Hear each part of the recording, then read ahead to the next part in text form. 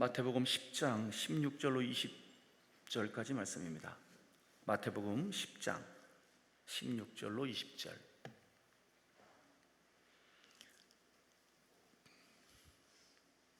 마태복음 10장 16절로 20절.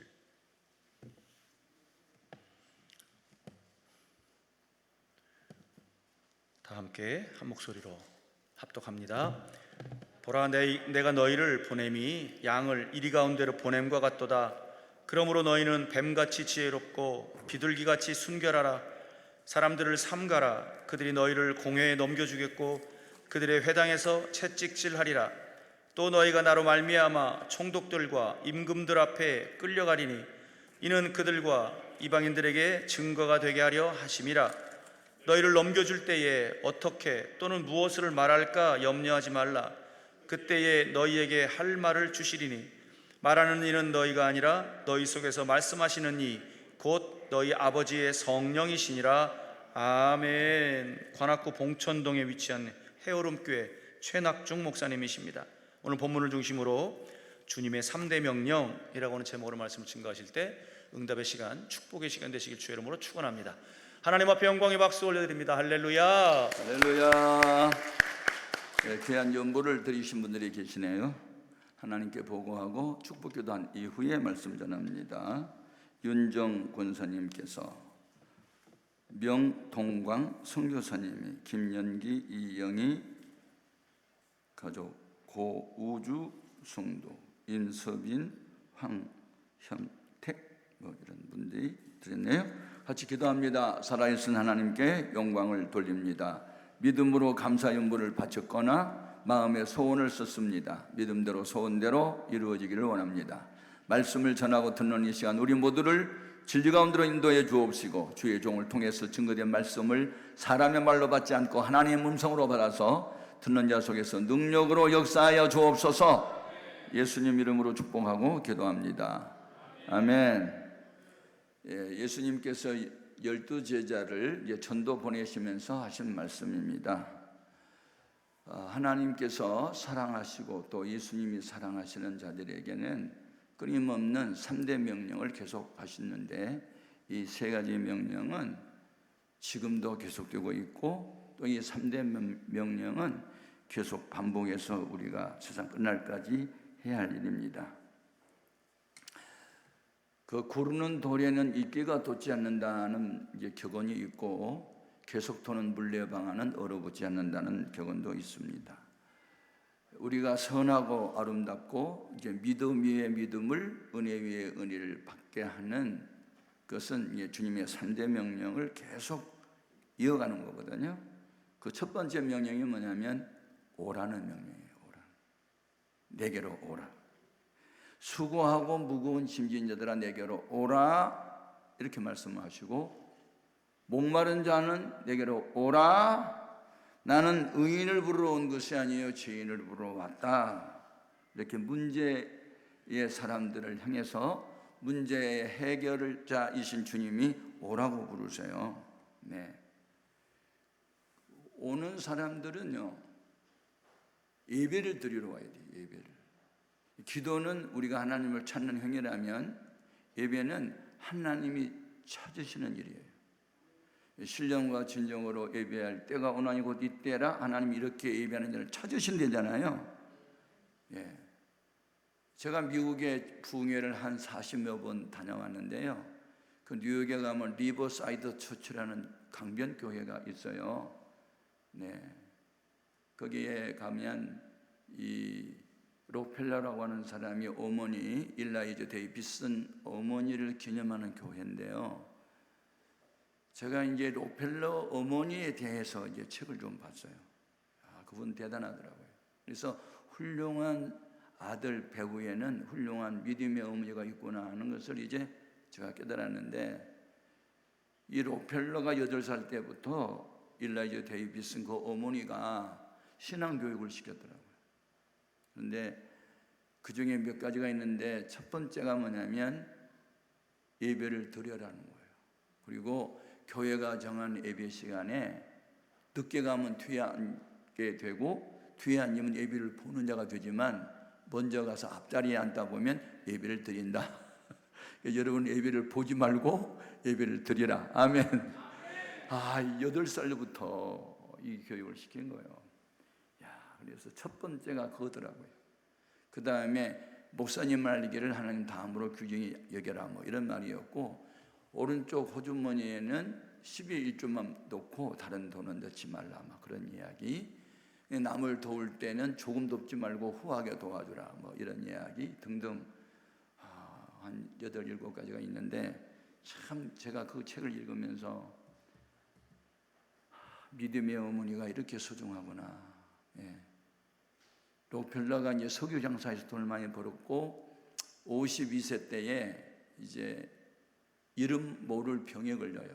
그래가지고 소화가 안 되고 잠이 안 오고, 그래서 병원에 가서 진찰을 해봐도 특별한 병명도 없고 본인은 너무 괴롭고, 그러니까 그 어머니가 야, 하나님이 기뻐한 일 하나 해봐봐. 그게 뭔데 엄마? 시카고 대학 안에 젊은이들에게 복음을 전하기 위해서 채플, 즉 예배당을 하나 지어줘. 내 생각은 하나님 그 기뻐할 것 같은데, 그 엄마 말씀이 하나님 은총을 알거나 순종할게요. 그래가지고 이제 시카고 대학 안에 채플을 하나 이제 지어줬어요. 그런데 이상하게 그 채플을 건축 중인데 오지 않던 잠이 와요. 그러니까 불면증이 이제 사라지고 식욕이 이제 왕성해지고 빠지던 머리도 다시 났고, 그래서 이제 소위 은혜의 맛을 본 거예요. 여러분, 살아계신 하나님을 체험할 수 있기를 바라요. 하나님을 아는 것은 이렇게 이제 이론적 지식으로 아는 것이 하나 있고, 경험적으로 체험적으로 아는 것이 있는데, 이 체험적으로 아는 것을 우리가 간증하다, 뭐 그래서 이 테스트모니라고 그러거든요. 이 경험적으로 아는 것을. 그래서 이분이 예배당을 지은 것이 하나님이 기뻐한 일인 것을 알고 4,828개나 지었어요. 돌리지도 않네. 여러분은, 나는 예배당 하나 지는데도 너무 힘들었는데 나는 예배당을 지었고, 이분이 유니버시티 그 다음에 칼레지를 뭐 24개나 지었고, 하여튼 대단한 일을 많이 했더라고요. 이게 돈을 버는 목적도 인생에 사는 목적도 주와 복음으로 이제 바꾸지게 하는 것이 이제 어머니의 영향이었거든요. 그러니까 믿음 좋은 엄마가 있든 아빠가 있든 형제가 있든 아니면 믿음 좋은 목회자가 있든 하여튼 영적인 멘토가 있었다. 이건 너무 굉장히 중요한 겁니다. 아주 중요한 거예요. 오늘 여러분들도 이 기도원이 왜 오셨어요? 주님 만나러 오신 줄 믿습니다. 오늘 주일이니까 예배 드리려고 온 거고, 저는 예배를 단 한 번도 빠진 일이 없어요. 이게 좋은 습관입니다. 그래서 여러분, 성공한 사람들, 아니 주님과 동행하는 사람들, 하나님이 교회에 들어선 사람들이 특징이 있어요. 그리고 공통점, 좋은 습관이 있다. 좋은 습관. 습관은 훈련을 통해서 되죠. 교육을 통해서 된 게 아니고, 훈련은 이미 알고 있는 것을 단순, 반복, 강행, 지속 이렇게 하면서 그 체질화, 습관화, 생활화 되게 하는 거, 그게 훈련이에요. 훈련. 그래서 제자는 영어로 disciple 그렇게 말하는데, 디스플린, 훈련한다는 말에서 발전된 단어이기 때문에 온전한 그리스도인은요, 교육을 통해서 하면 되는 게 아니에요. 훈련을 통해서 되는 거예요. 여러분, 그런 은혜가 있기를 바라요. 우리 어머니를 제가 42살 때 전도를 했는데, 어머니가 처음 예수를 믿고 거룩한 근심을 하시더라고요. 얘야, 내 나이 42살 때 너무 늦었지 않니? 그러시는 거예요. 그래서 엄마, 나중대자가 먼저 된다는 말씀이 있어요? 그랬더니 상식밖에 얘기는 하지 말라고. 이제 엄마는 성경 모르니까, 야, 먼저 교회 나간 사람이 믿음이 좋지 나중 나간 사람이 어떻게 믿음이 좋대니? 그러면서 이제 나한테 반론을 제기하길래 하나님이 지혜를 주시더라고요. 어머니 콩나물 길러보셨잖아요. 길러봤지? 바쁘다고 이틀에 한 번 주고, 사흘에 물 한 번 주고, 나흘에 물 주면 살아 죽어. 죽지 않고 살려는 이제 잔뿌리가 많지. 그래가지고 삶아서 나물 묻히면 씹혀가지고 넘어가시든지 그러더라고. 그런데 새벽에 물 주고 낮에 주고 오후에 주고 저녁에 주고 하루에 물 여러 번 주면 물 빠져 안 빠져? 다 빠지지. 그런데 콩나물 어떻게 자라? 잔뿌리 없이 잘 자라지. 콩나물 시루 위에 물 주는 거와 같아요. 20년 30년 교회 다녀도 일주일에 딱 한 번만 교회 나온 사람 있는가 하면 매일 새벽기도 나온 사람도 있어요. 그런 사람은 콩나물 시루 위에 물 자주 주는 사람과 같아서 믿음이 금방 자라요. 엄마 92살 때 교회 처음 나왔지만 어머니도 새벽기도를 나가면 금방 믿음이 자라고. 그러니까 어머니가요 그 다음 날부터 새벽기도 다녔어. 42살 때부터 93세 세상 떠날 때까지. 나는 우리 엄마 전도위에서 40일을 울었는데 엄마는 나를 위해서 51년 동안 울면서 기도하다 가셨어요. 여러분 좋은 습관이 있기를 바라요. 교회가 정한 예배 시간 정확하게 지키시고 수요예배, 주일 밤예배, 새벽기도회, 세일 모임, 구역예배 이런 건요 정말 나가야 돼요. 은혜를 받았어도 은혜 위에 은혜를 받아야 되고, 제가 이제 충전기가 있거든요. 휴대폰 하루에 한 번씩 저녁에 잘 때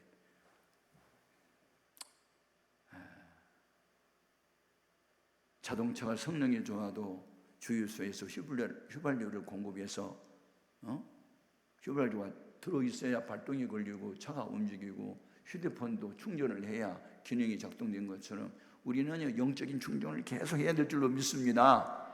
아멘입니까? 고린도후서 4장 16절에 보면 바울이 나는 나이가 들어서 겉사람은 후패하나 낡아지나 겉사람 육체는 낡아지나 속사람은 날로 새로워진다고 그랬으니까 여러분도 주 안에서 늘 속사람이 강건해지길 바라요.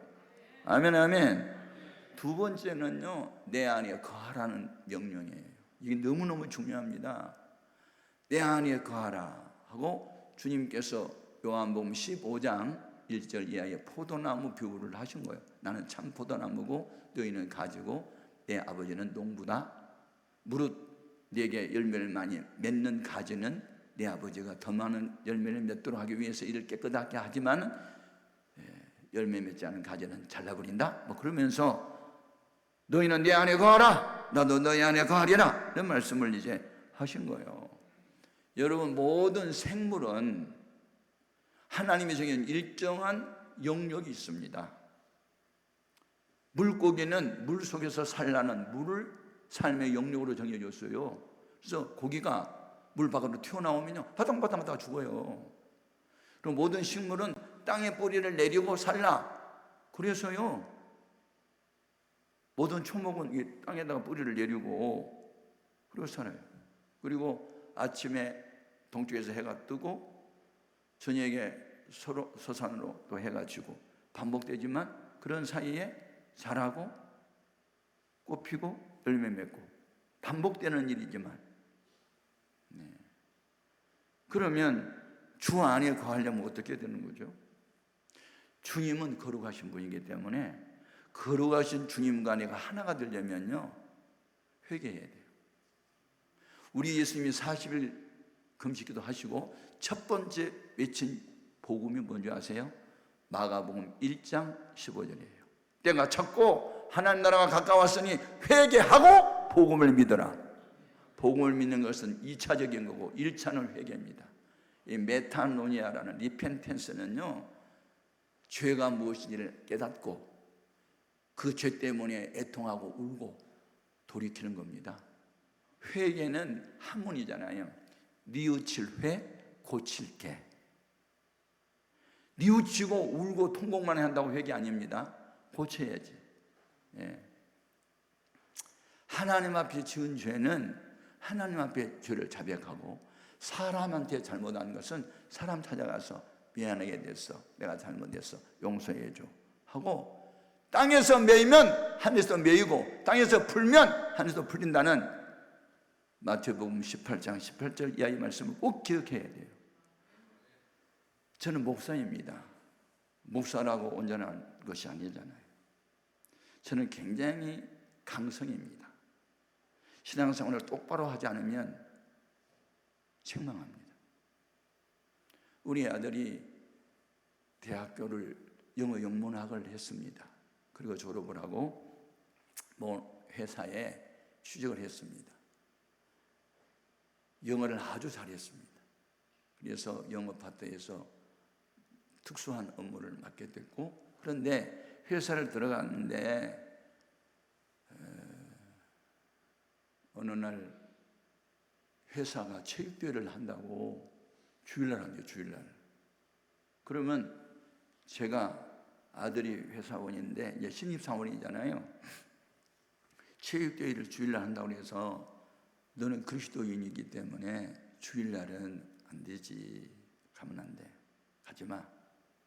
아빠 나 신입사원인데 그냥 인사만 하면 하고 올게요. 그러더라고요. 그래서 인사만 하고 와? 그랬는데 잡혔어. 이게요. 아이고. 인사만 하고 오게 됩니까? 그 분위기가 잡혀가지고 종일 체육대회 같이 하고 저녁에 왔더라고요. 그래서 제가 너 나가. 우리 집안이 예수 믿고 복을 받았는데 너 때문에 기선났네? 흠집 생겼네.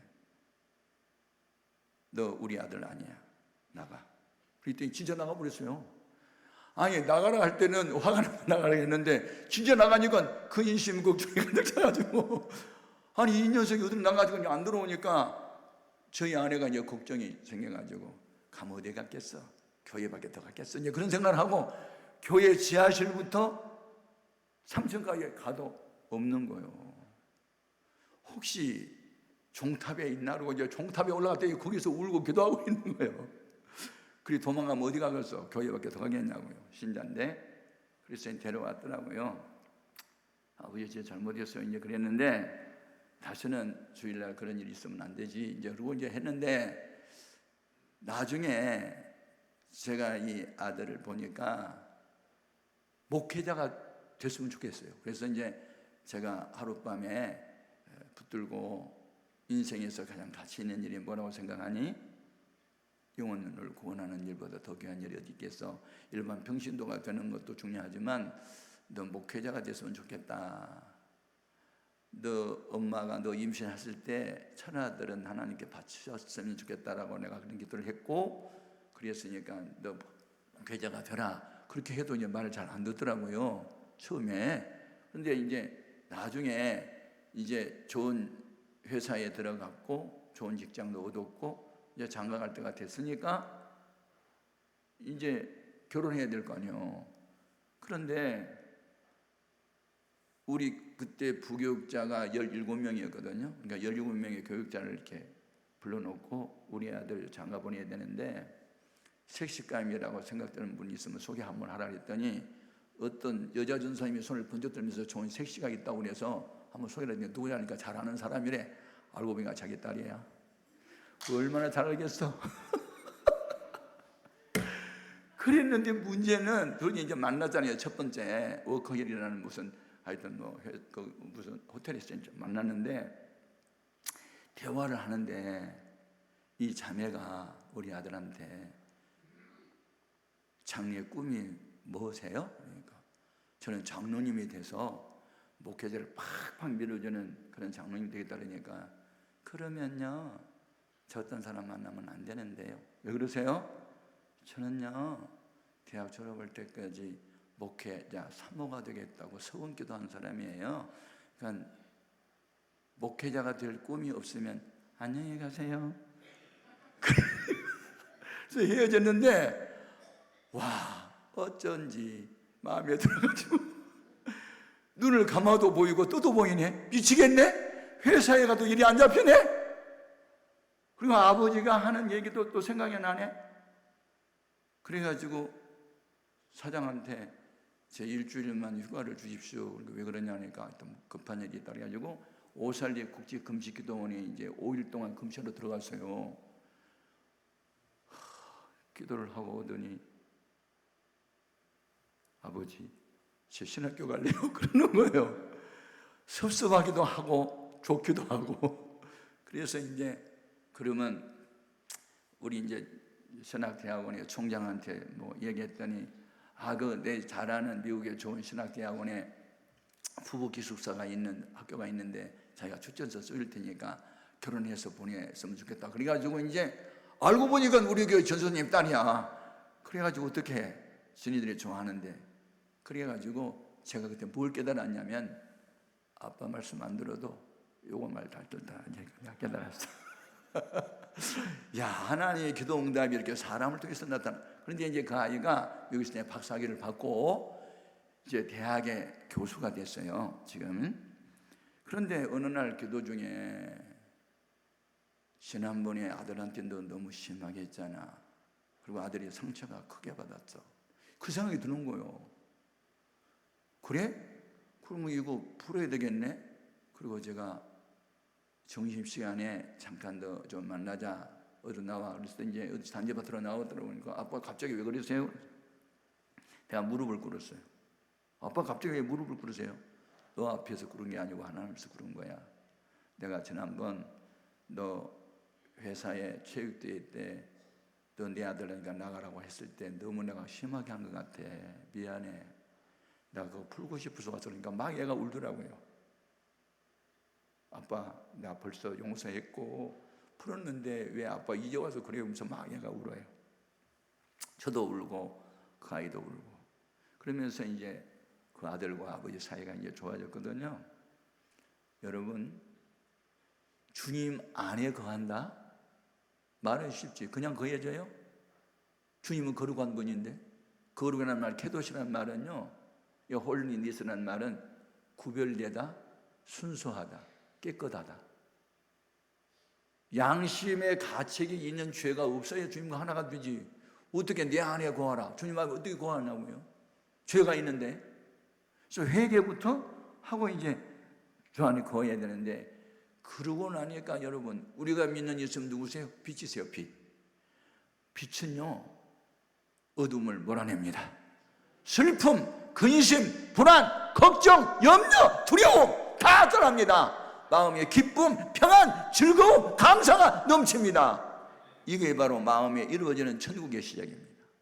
여러분, 주 안에 거한다는 거, 주 안에 행복, 누림으로 마음의 근심, 평안, 근심, 걱정 다 사라져버리고 마음이 기쁘고 즐거운 그런 은혜가 너무 있어지기를 바라요. 아멘. 너무너무 중요한 거예요. 그래서 이제 예수님을 영접한다, 회개하고 복을 믿는다, 그 과정에서 회개하고 복을 믿는다는 게 접붙이는 것 같아요. 고엽나무라는 나무는 과일은 과일인데 사람이 먹을 수 있는 과일이 아니에요.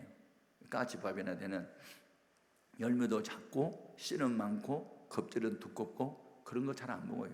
까치나 먹지. 그런데 이 고엽나무를 잘라버리고 품질 좋은 감나무를 접을 붙이면요, 뿌리는 고엽나무인데 나중에 접붙이는 감나무가 우성이거든. 우성이 열성을 지배해버리니까 3년이 자랄 때 고엽나무 자란 게 아니에요. 접붙이는 감나무가 자라면서 고엽나무는 흔적도 없이 사라지고 감나무만 자라. 감열매가 맺혀. 마찬가지로 나와 세상은 간 곳 없고 주님만 남아버리는, 이게 바로 이제 그리스도인이라는 거예요. 이 같은 은혜가 있기를 바랍니다. 아멘. 너무너무 중요한 거예요. 예? 그래서 이제 이렇게 되는데, 교리적으로 이론적으로는 그게 맞는데 실제로 주님을 닮아가는 자가 되려면 믿음이 자라야 되거든요. 믿음이 자란다, 믿음이 어리다. 어떻게 구분되죠? 어린아이와 어른하고 차이가 있어요. 어린아이는요, 모르는 게 많고 자기중심, 에고이즘이라고 그러죠. 뭐든지 달라고만 그러고 뭐 만날 물어보고 천방지축이요. 그리고 자기중심이요. 근데 어른이 되면요, 받고 기뻐하기보다는 주고 기뻐하고 그러잖아요. 그러니까 우리의 믿음이 아주 어린아이가 되면 안 되고 예수님의 수준까지 우리는 자라야 될 줄로 믿습니다. 그런데 그런 자라는 과정에 있으려면 과정이 있어요. 그게 뭐냐면 훈련이에요, 훈련. 네. 그러니까 하나님이 귀하게 쓰는 사람들 공통점이 있어요. 훈련 받았어요. 모세, 하나님이 40년 쓰기 위해서 80년 훈련시켜요. 40년은 애굽의 학문을 통달하게 하고 40년은 장인 어른 집에 처가살이 하면서 40년 동안 양치는 목자 훈련받아요. 그리고 난 뒤에 나이 80세가 돼서야 그를 일꾼으로 세워요. 그냥 세워져요? 아니에요. 여호수아 청년 시절에 애굽에서 나왔어요. 모세 후계자가 그냥 돼요? 40년 훈련받았어요. 무슨 훈련요? 세 가지. 하나는 하나님의 시각으로 문제를 보는 믿음의 훈련. 가데스 바네아에서 12명의 정탐군 선발됐잖아요. 40일 동안 가나안 탐지하고 왔어요. 그런데 10명의 정탐군은 결론은 못 간다요. 이유, 그들은 우리보다 기골이 장대하고 싸움에 능하고 성은 견고하고, 그들이 우리를 비교해 보니 우리는 메뚜기 정도밖에 안 되기 때문에 애굽에 매장지가 없어 우리를 끌어내서 여기서 죽게 해요? 거기서 죽어요? 우리 안 가요. 그리고 다른 장관 하나 세워서 돌아가자, 이런 운동이 일어났을 때 갈렙과 여호수아는 하나님의 시각으로 문제를 보고, 아닙니다, 그는 우리 밥입니다, 갑시다, 하나님 명령에 가요. 아멘입니까? 여러분, 믿음의 어른이 되는 데는요 훈련이 필요해요. 어떤 훈련? 하나님의 눈으로 문제를 바라보는 믿음의 훈련. 아멘. 어린 목동이지만 어른들도 감당하지 못한 골리앗과 싸울 때 그 힘으로 봤어요. 골리앗을 기골이 장대하고 싸움에 능하고 칼과 창을 들고 방패를 들은 무시무시한 사람 맞냐고요. 믿음의 눈으로 그걸 바라보니 양을 해치러 오는 짐승 새끼로 보인 거야. 아니야, 다윗의 눈에. 그래서 물매를 가지고 쳐버린 거 아니냐고. 이게 믿음이요. 아멘입니까? 따라합시다. 우리 속에 모신 하나님은 문제보다 크시다. 그 말씀은 요한 1서 4장 4절에 나와요. 너희 안에 계신 이가, 예수님이, 너희 안에 계신 성령님이, 너희 안에 계신 하나님 아버지가 너희가 안고 있는 암 사기보다, 어떤 상황 어려움보다, 문제보다 크다. 앞에는 홍해고 뒤에는 애국 군대에 문제 있을지라도 바다 가운데 길을 내시면 하나님을 믿어라. 이런 믿음의 훈련이 필요한 거예요. 믿음의 훈련이. 예? 여러분은 그런 믿음의 훈련이 있기를 주님의 이름으로 축복합니다. 아멘. 하나님의 눈으로 문제를 바라보는 거예요. 두 번째는 섬김의 훈련. 여호수아 1장 2절을 보면요, 모세의 시종 여호수아 이렇게 나와 있어요. 시종이 뭐예요? 그냥 받들어 섬기는 자가 시종이잖아요. 예수님은 만왕의 왕이시고 만주의 주인이신데, 선생 중에 선생님이신데, 잡히시기 전날 밤 수건을 허리에 두르시고 세숫대에 물을 떠다가 먼지 묻은 저희들의 발을 씻어줘요. 너희 안에 이 마음을 품으라. 곧 그리스도 예수의 마음이니 그는 하나님께 본체시나 하나님과 동등됨을 여기지 아니하시고 자기를 비워 종의 형체를 가져 사람들의 모습으로 나타났고 죽기까지 복종하셨으니 십자가에서 죽으심이라. 이런 훈련을 받아야 될 줄 믿습니다. 뭐 능력받았고 교회 크다고 헌금 많이 했다고 우쭐대요? 빈 수레는 요란합니다. 짐을 잔뜩 실은 수레는 소리 없이 흘러갑니다. 익은 곡식일수록 고개 숙입니다. 잘 될수록 겸손해야지. 무슨 좀 교회 좀 크고 헌금 좀 많이 했다고 고개에 힘줘요? 성경에 없어요. 예수님은 내가 주와 선생으로서 이렇게 한 것을 너희가 아느냐? 너희도 이와 같이 하기를 내가 원해서 그런 거야 라고 가르쳐 주세요. 우리 예수님은 삶을 통해서, 행동을 통해서 가르쳐 주셨지 본인은 행하지도 않고 남들은 행하라고 가르치는 위선자가 아니었어요. 바리새인들, 서기관들은 율법 613가지를 달달달 외우고 있었지만 본인은 행하지를 않아요. 그 말로만 가르치는 거예요. 본인이 행하면서 가르쳐야 될 거 아니에요. 예수님을 닮아서. 그래서 예수님 안에 거한다는 것은 결국은 예수님을 닮아가는 거예요. 아멘. 고슴도치도 제석기를 좋아하는데 왜 자기 닮아가지고 우리도 예수님을 닮아야 돼. 원래 그리스도인이란 말은 무슨 뜻이에요? 그리스도에 속한 자, 그리스도를 닮은 자라는 뜻이에요. 그래서 여러분이 꿈에도 소원은 예수 닮기 원합니다가 돼야 돼. 아멘. 진심으로 주님 닮기 원합니다. 제가 나이 30살에 목사가 됐어요. 목사가 딱 되고 생각을 했어요. 어떤 목사가 될까? 주님 닮은 목회자가 돼야 되겠다. 그게 이제 목표였어요. 그래서 몇 년이 지난 뒤에 교파를 초월해서 뜻을 같이 하는 7 형제가 모였어요. 부부가. 그래가지고 우리 다 목사가 됐습니다. 선한 목자장 되신 예수님을 닮은 우리 목자가 되읍시다. 그리고 이제 결의를 했고, 사모는 사모들끼리 모여서 이제 6개월에 한 번씩 모였거든요. 사모들의 애로사항을 이야기했고, 목회자는 목회자의 애로사항을 말했고, 신방은 어떻게, 새가족 관리는 어떻게, 제자교육은 어떻게, 새벽기도는 어떻게, 금식기도는 어떻게, 하나씩 주제를 가지고 계속 이제 상담을 했고, 그럼 우리도 한번 해봐야 되겠네? 우리도 한번 해볼까요?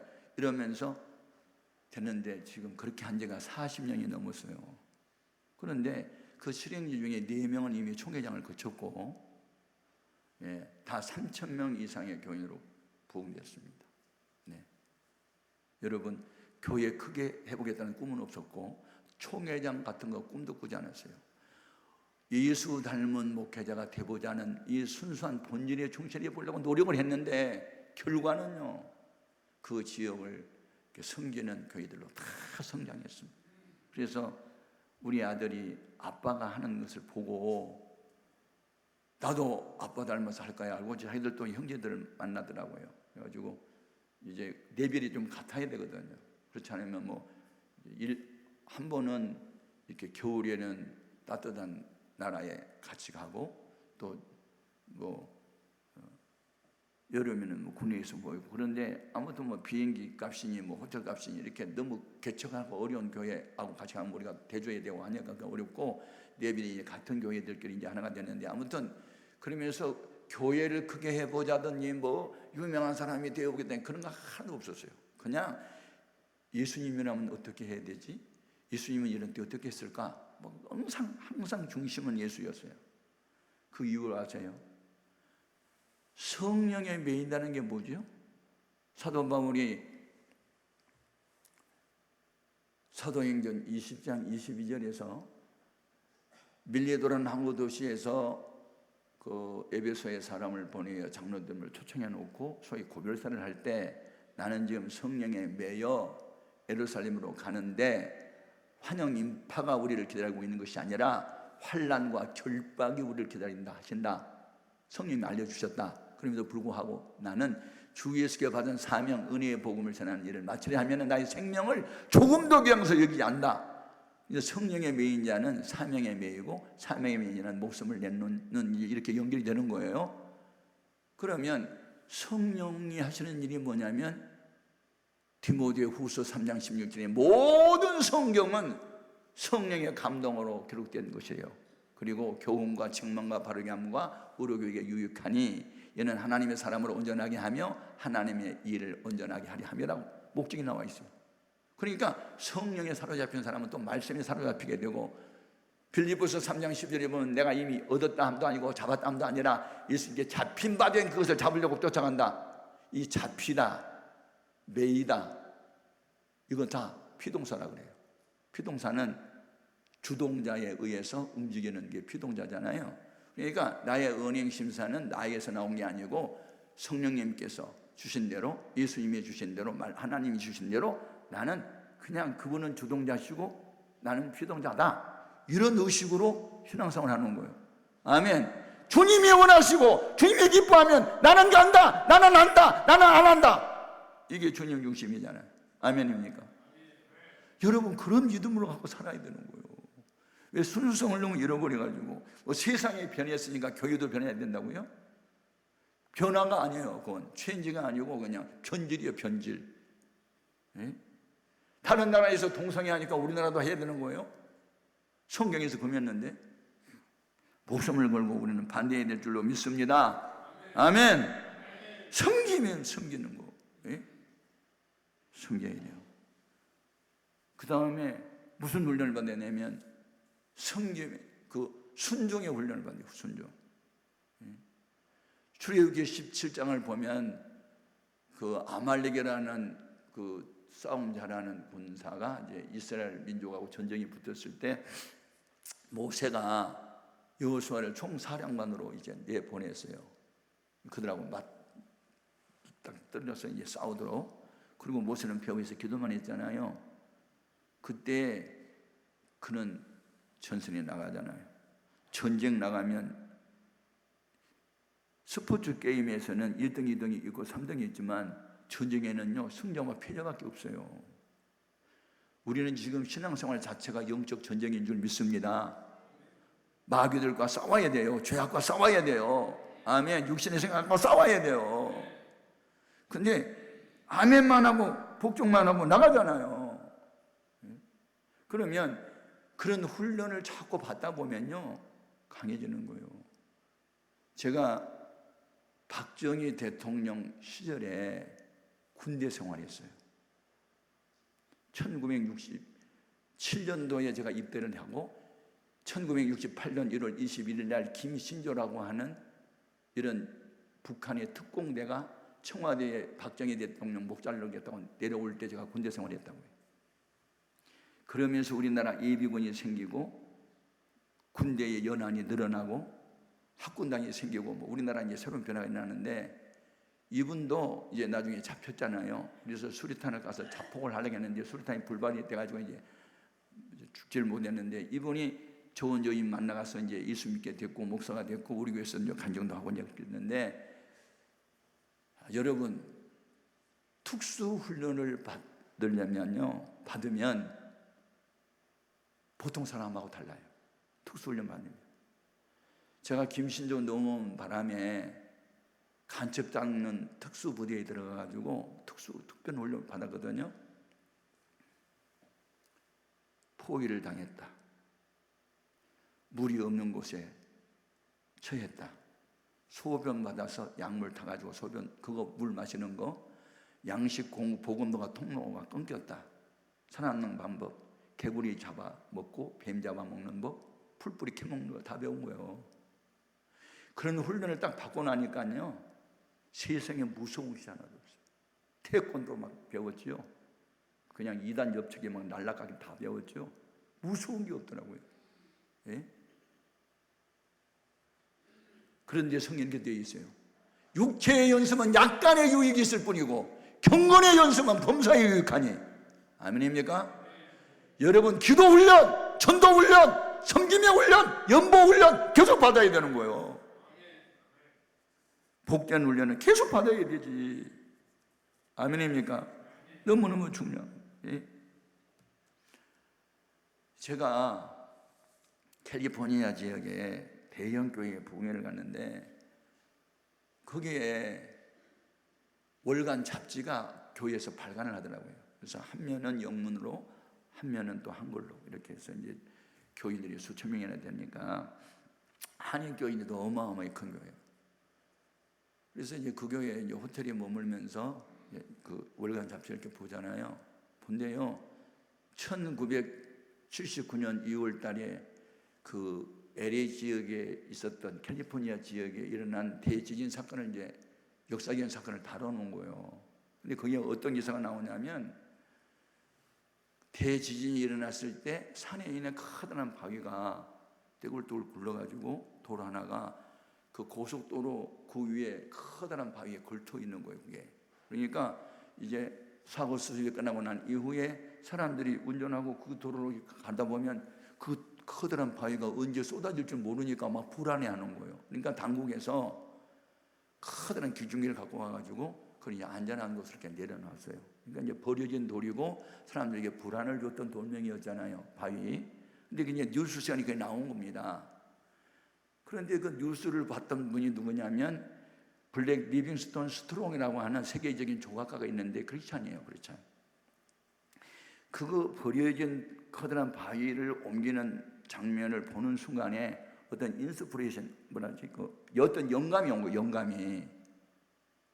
할머니의 반대 영감 말고 영적인 감동이 오는데, 저 버려진 바위를 가져다가 짠 외인, 그때 짠 외인이 이제 노인이 됐고 암 말기 환자였거든요. 그래서 이제 삐쩍 말라가지고 이제 죽어가니까 미국 당국에서는 국보적인 존재가 죽어가는 것을 이제 슬퍼하고 있을 때요.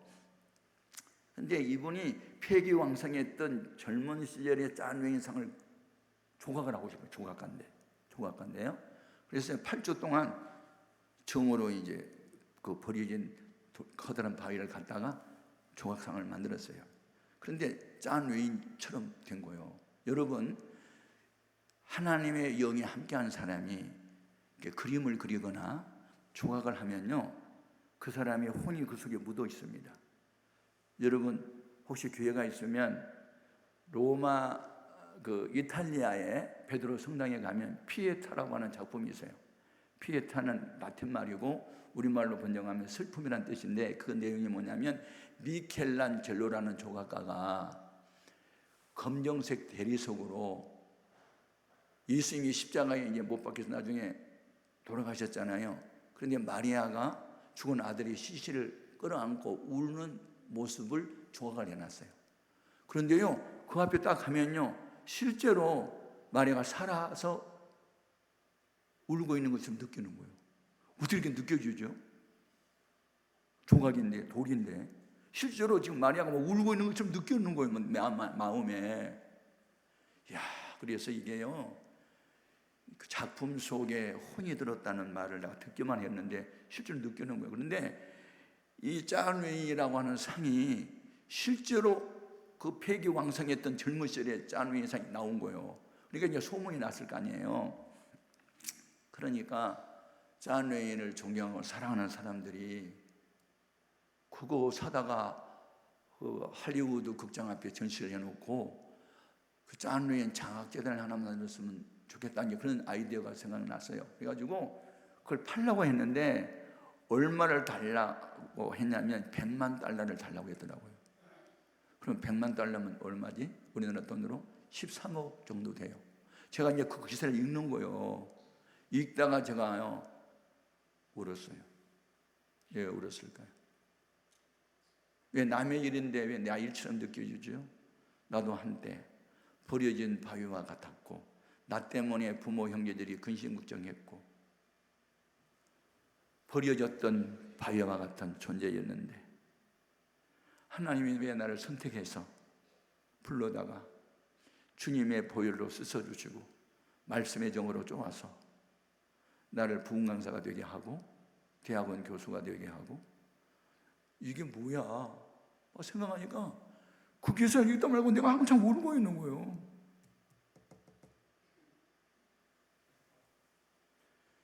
사람이 우는 눈물 중에는 세 가지가 있어요. 너무 고통스러워도 눈물이 나고, 슬퍼도 울게 되지만 너무 기뻐도 우는 거잖아요. 너무 막 기뻐도 우는 거예요. 막 너무 기뻐서 우는 거예요. 왜 나를 살려주셨지? 내가 7가지 합병증으로 병원에 14개월 입원했고 의사도 손을 뗀 존재인데 왜 나에게 성령을 부어주시고 목사가 되게 했지? 이유는 뭐지?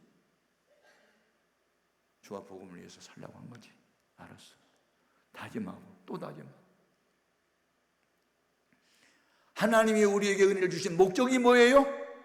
선한 일, 하나님이 기뻐하는 일을 위해서 고난도 받게 하려 함이라. 아멘입니까? 베드로 전서 3장 17절에 하나님의 뜻은 이것이니 선한 일을 위하여 고난을 받는 것이 하나님의 뜻이라는데, 여러분 성령 충만 받고 은혜가 충만하면 그냥 내가 원하는 육신적인 안일만 있는 겁니까? 그러면 우리가 하나님 나라에 들어가려면 많은 환난도 방해해야 된다는 말씀은 빼고 믿어야 되잖아요. 고난 없는 삶을 원하지 말고 어떤 고난과 역경이 와도 그걸 이길 수 있는 능력을 구하시고 지혜를 구하십시오. 그게 정상적인 그리스도인의 모습입니다. 문제보다 크신 하나님이 나와 함께한다, 이 의식만 있으면요, 고난이 오라, 동남풍아 불어라, 서북풍아 불어라, 가시밭에 벽가빠 예수양이 날린다 그러면서 가는 거지. 아멘입니까? 무슨 좋은 환경을 기대합니까? 환경이야 어떤 상황이 벌어지든 나는 상관없다. 나는 이 길을 가련다. 그러고 가는 거예요. 그래서 하나님은요 대장장의 아저씨와 같아요. 농촌에서 농기구 있잖아요. 뭐 쇠쇠랑 괭이, 낫, 칼 막 이런 거 날 가지고 나중에 부러지고 이런 거 대장장이 아저씨한테 갖다 주면요 이거요 풀무릇에 집어넣어 부 그래가지고 빨게 달고 가지고 끓여내가지고 그냥 망치로 들게면요 엿가락 늘어나지 늘어나요 쇠붙이가. 그래가지고 나중에는 작은 망치로 또 두들겨가지고 이제 모양을 만들어가지고 불 속에다 집어넣다가 끌어냈다가 나중에 새 연장 만들어내요. 마찬가지요. 하나님은 신인과 연단을 통해서 우리를 단련시키는 거예요. 단련. 이 말씀은 시편 66편 10절에서 12절까지 나와요. 하나님이여 우리를 단련하시기를 오늘 단련하신 것 같이 하셨으며 우리를 끌어 긍휼에 들게 하시며 아멘 무거운 짐을 내 허리에 두셨으며 사람들이 내 머리를 짓밟고 지나가게 하셨나이다. 하나님께서 우리를 물과 불 속에 집어넣고 끌어내사 마침내 풍부한 것을 얻게 하셨나이다. 아멘입니까? 하나님이 귀하게 들어쓰는 사람들은 그냥 쓰지 않습니다. 남이 경험할 수 없는 극한 환난과 고난과 역경을 통과하게 하고 그 가운데서 주여 찾고 회개하고 또 부르짖고 간구하고 그러면서 내 속에 있는 불순물들이 자꾸 제거되고 불 속에 자주 들어간 금이 순금이 된 것처럼 우리 속에 자꾸 그런 것들이 벗어지게 되는 줄로 믿습니다. 마지막 명령이 뭐냐? 그게 가라는 겁니다. 이 가라, 복음을 전도하러 가라는 거예요. 이거 목적입니다.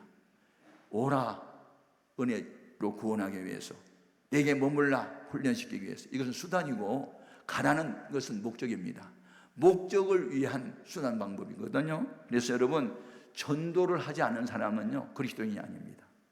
네. 여러분 불신자 가족을 전도해야 되고 불신자 친척 친구 다 전도해야 됩니다. 고넬료라고 하는 사람은 로마 백부장인데도 자기 가족을 친척을 그리고 친구를 다 전도하잖아요. 루디아라고 하는 여인은 여호와 하나님을 믿었지만 예수를 몰랐는데 바울을 통해서 믿게 되고 바울의 일행을 자기 집에 머물게 하고 그래서 빌립보 교회를 건축하는 세우는데 일익을 담당하고 이런 건 뭐예요? 저희 교회가 계속해서 부흥됐을 때 그때 한 막 800에서 900, 1000명 막 이렇게 계속 막 올라갈 때 있었던 일이요. 예. 어느 날 유순주라는 교사 하나가 오후 시간에 한 2시 반인가 3시쯤 됐는데 막 본당에서 혼자 막 훌쩍훌쩍 울고 있어요. 그래서 저 유수님 왜 울어요? 그러니까 아무도 몰라요. 나중에 이제 후에 조용히 나한테 불러가지고 물었더니 너 왜 이렇게 울었어? 그러니까 속상했어요. 뭐 때문에 속상했는데 내가 초등학교 그 제1반 여자반 담임 교사거든요. 그런데 우리 교회 우리 반에서 이제 배가 부흥 운동을 하려고 불신자 하나씩 친구들 데려오라고 했는데 한 여학생이 자기 친구 데려왔어요. 그런데 그 데려온 아이가 불교 왕초 집안의 딸이에요. 그런데 교회 오다가 아버지한테 들켰대요. 그래가지고 아버지가 첫날은 좋은 말로 타일릴 때 교회 가지 마. 우리 집은 불교 집안이니까. 그래서 타일렀는데 두 번째 올 때 또 걸렸대요. 아버지가 화가 나는데 너무 많이 때려가지고 그냥 코피도 흘리고 얼굴이 멍도 들고 애가 실신할 정도가 돼서 근데 하여튼 교회를 오늘 안 나왔기 때문에 왜 안 나오고 신방을 갔더니 애가 아파서 이제 누워있음을 보았어요. 그래서 속상해서 울었어요. 그러더라고요. 그래, 너 주님의 마음을 닮았구나. 너 같은 교사가 있으니까 우리 교회가 부흥되나 봐. 고맙다. 그리고 내가 축복기도 했는데 그날로 그 안 나온 아이를 위해서 3일을 금식을 하더라니까. 그래서 제가 느꼈어요. 넌 나보다 낫다.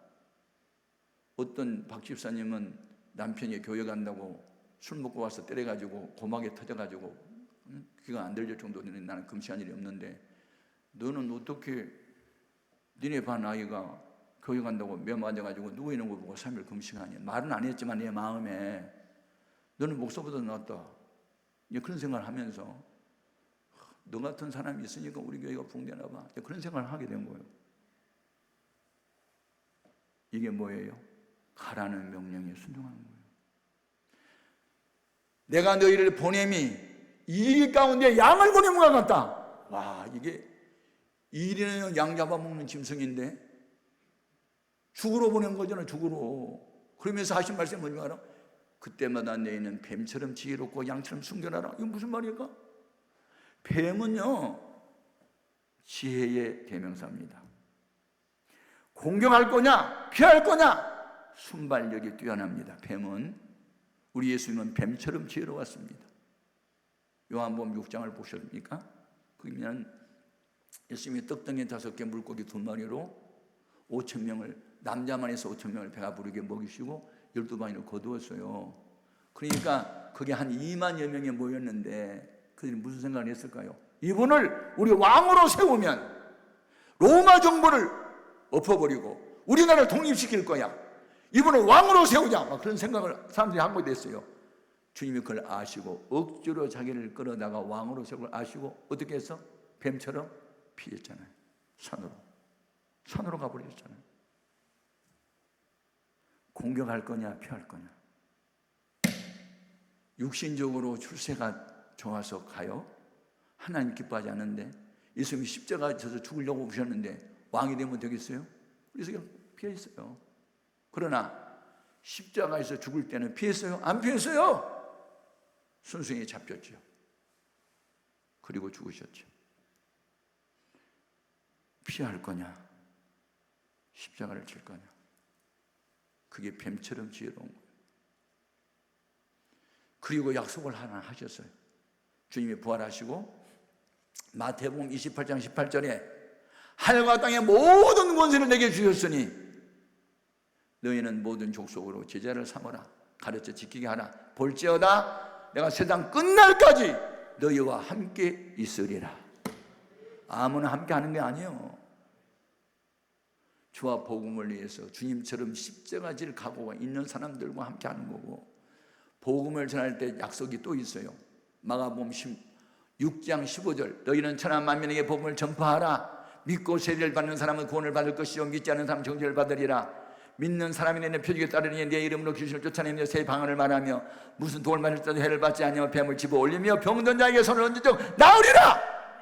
이 말씀을 믿고 나가서 그들이 전도할 때 주의 손이 함께하사 그 따르는 표적으로 확실히 복음을 전하더라. 아멘입니까? 하나님 나라는 말이 있지 않고 능력이 있습니다. 말 잘하는 사람이 전도 잘하는 게 아닙니다. 능력이 나타나야 합니다.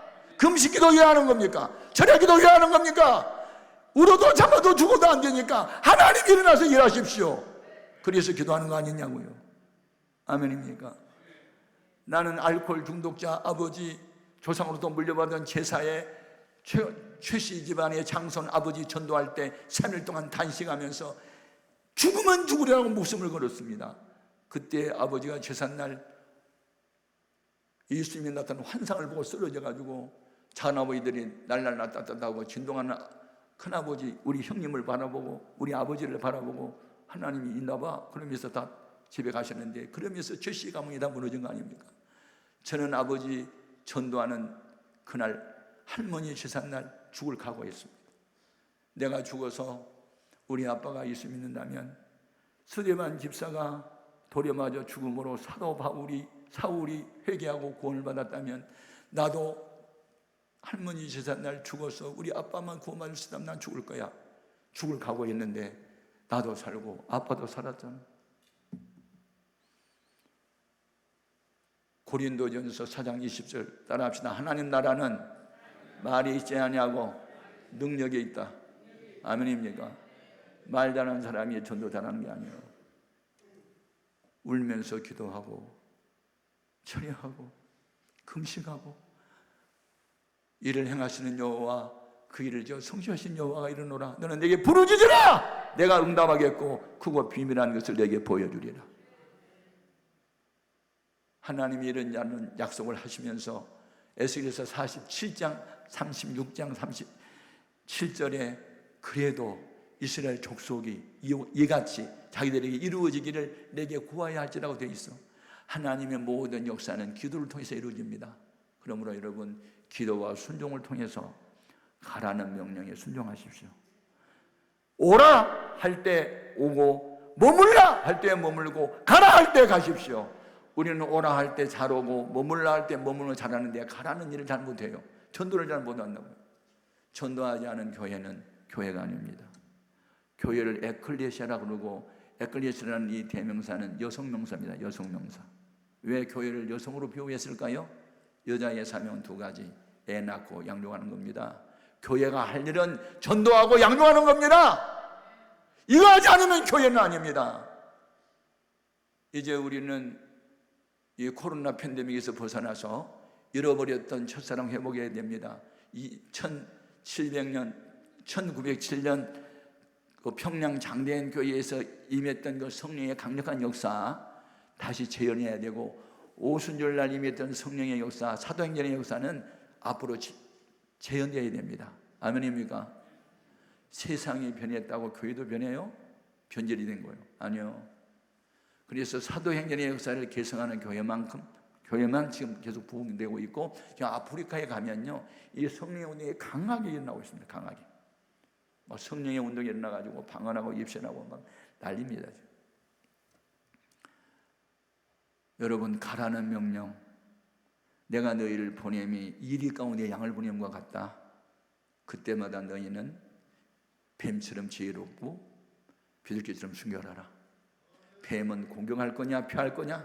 예수님도 피할 때는 피했고 그냥 십자가를 때는 쳤으니 너도 무조건 육신적인 안일만 위해서 피하지만 말고 때로는 십자가를 져야 할 때는 나 여기 쏘, 나를 들어쓰시옵소서 하고 십자가를 지는 자가 되라. 아멘. 이 3대 명령 계속해서 반복해서 우리는 해야 됩니다. 그러면 부르는 노래에 있게 돋지 않은 것처럼 하나님이 여러분을 귀하게 여기시고 들었을 줄 믿습니다.